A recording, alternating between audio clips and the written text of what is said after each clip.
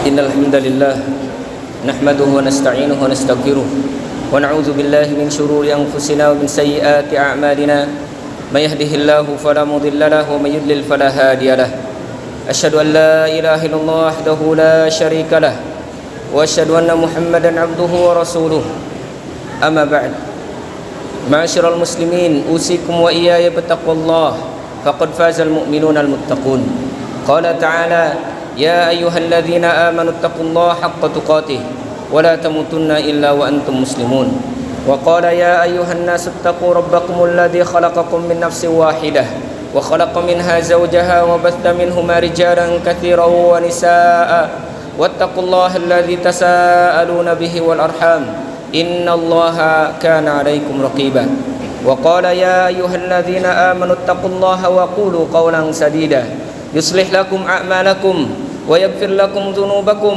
ومن يطع الله ورسوله فقد فاز فوزا عظيما أما بعد فإن أصدق الحديث كتاب الله وخير الهدي هدي محمد صلى الله عليه وسلم وشر الأمور محدثاتها فكل محدثة بدعة فكل بدعة ضلالة فكل ضلالة في النار اللهم صل وسلم وبارك على نبينا محمد وعلى آله وصحبه أجمعين. Ma'asyiral muslimin, jamaah salat Jumat yang semoga dimuliakan oleh Allah Subhanahu wa taala. Sesungguhnya salah satu di antara sebabnya diciptakan dunia ini adalah disebabkan karena la ilaha illallah. Kemudian karenanya pula Allah Subhanahu wa taala ciptakan manusia, dan karenanya pula Allah Subhanahu wa taala turunkan untuk manusia para nabi dan rasul, dan karenanya pula la ilaha illallah Allah Subhanahu wa taala turunkan al-kutub, kitab-kitabnya termasuk Al-Qur'an. Maka kalimat tauhid atau kalimat la ilaha illallah adalah kalimat yang memiliki keutamaan yang luar biasa. Bahkan kalaupun ditimbang nanti di akhirat, maka sesungguhnya tidak ada amalan yang bisa menyaingi dan yang bisa mengalahkan timbangan kalimat la ilaha illallah. Maka dari itu kalimat la ilaha illallah adalah kunci untuk kita memasuki surganya Allah Subhanahu wa taala. Hanya saja banyak kaum muslimin yang salah faham terhadap kalimat la ilaha illallah. Mereka banyak menganggap dengan hanya mengucapkan la ilaha illallah di akhir hayatnya dia bisa memasuki surganya Allah Subhanahu wa taala. Akan tetapi tidak demikian, karena sesungguhnya Wahab bin Munabbih ketika ditanya oleh para sahabatnya, bukankah kunci untuk masuk surga adalah la ilaha illallah? Kemudian beliau menjawab, "Na'am, ya. Kunci untuk masuk surga adalah kalimat la ilaha illallah." Kemudian apa? Berarti tinggal kita mengucapkan la ilaha illallah kita masuk surga. Akan tetapi beliau menyampaikan, "Alaisa likulli miftahun lahul asnan?" Bukankah yang namanya kunci itu punya gerigi atau gigi? Sehingga siapa yang membuka pintu dengan kunci yang ada giginya, maka dia akan memasuki pintu tersebut.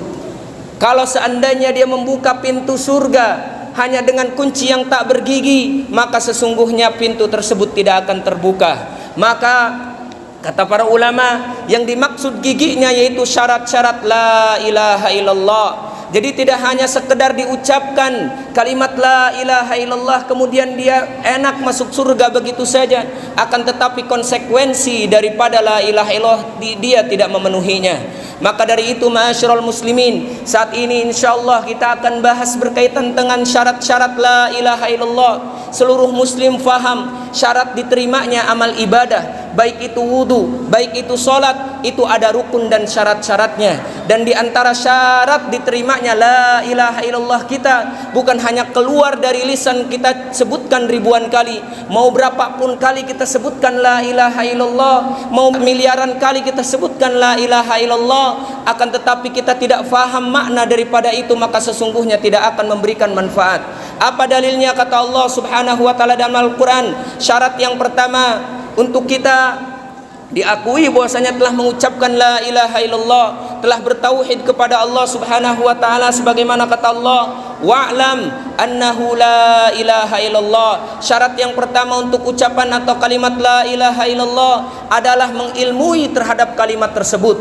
Tidak hanya kita mengucapkan la ilaha illallah, orang kafir, orang munafik, orang Quraisy, musyrikin dahulu beliau gampang untuk mengucapkan demikian.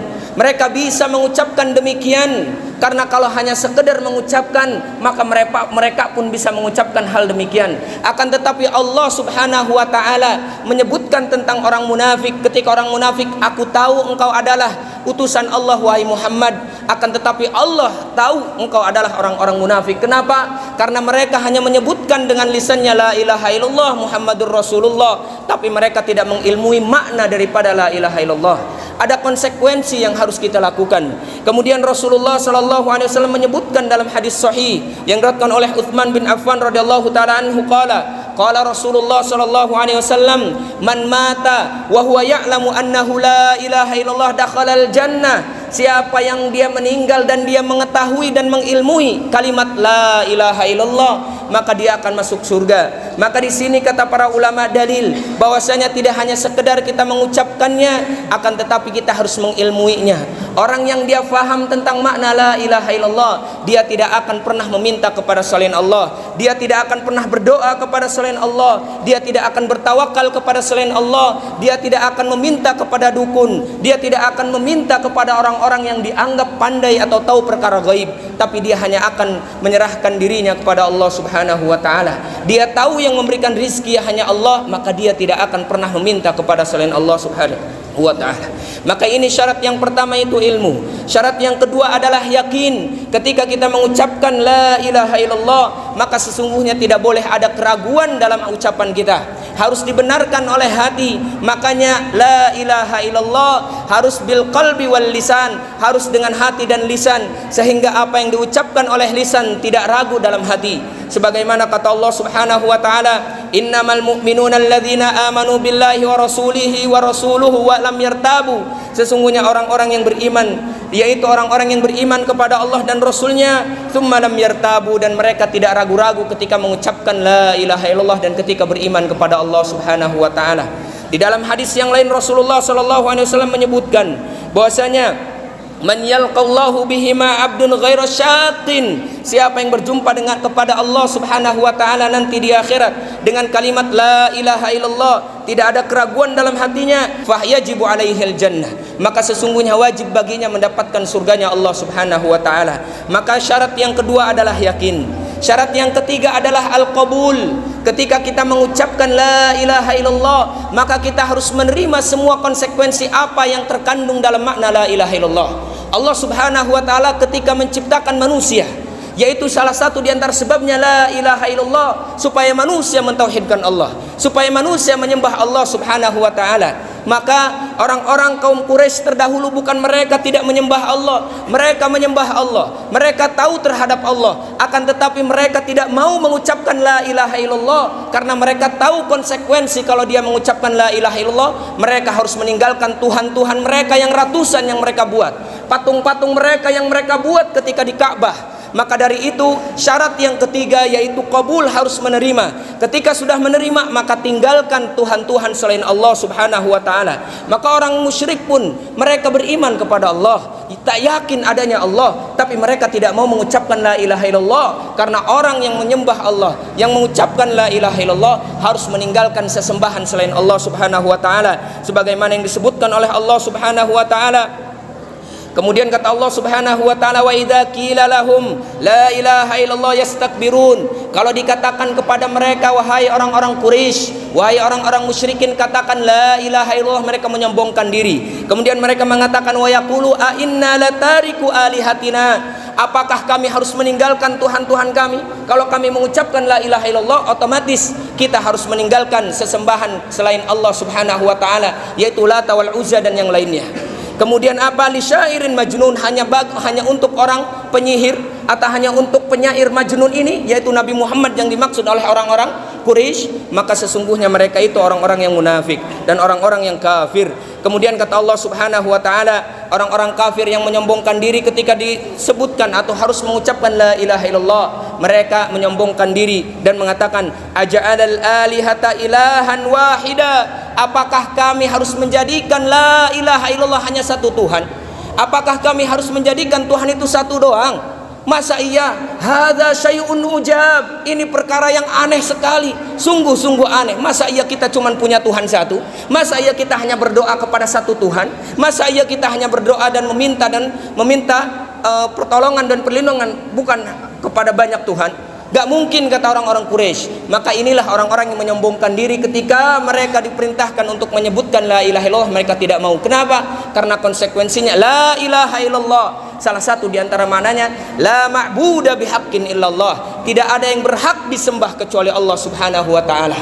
Maka dari itu masyarul muslimin, inilah salah satu diantara syarat-syarat la ilaha illallah. Tidak hanya sekedar kita mengucapkannya dan kemudian inqiyad, tunduk dan patuh terhadap perintah Allah ketika kita sudah mengucapkan la ilaha illallah, kemudian kita taat dengan apa yang diperintahkan dan menjauhi setiap larangannya. Dan yang kelima adalah sidqu, benar ketika mengucapkan, bukan dikarenakan gak enak kepada manusia, bukan gak enak kepada orang, bukan gak enak kepada orang yang dianggap punya jabatan, tapi benar-benar sidqun, jujur dia ucapkan untuk Allah subhanahu wa ta'ala. Sebagaimana kata Allah subhanahu wa ta'ala dalam Al-Quran, wa minan nasi may yaqulu amanna billahi wa bil yaumil akhir wa hum la yu'minun wa ma hum bimu'minin. Di antara manusia ada yang mengatakan aku beriman kepada Allah dan hari kiamat, ternyata mereka tidak beriman. Kenapa? Karena gak enak kepada sesepuh, karena gak enak kepada kawan, karena gak enak kepada fulan, karena gak enak kepada manusia. Maka pada hakikatnya dia memiliki sifat orang munafik yang tidak jujur dalam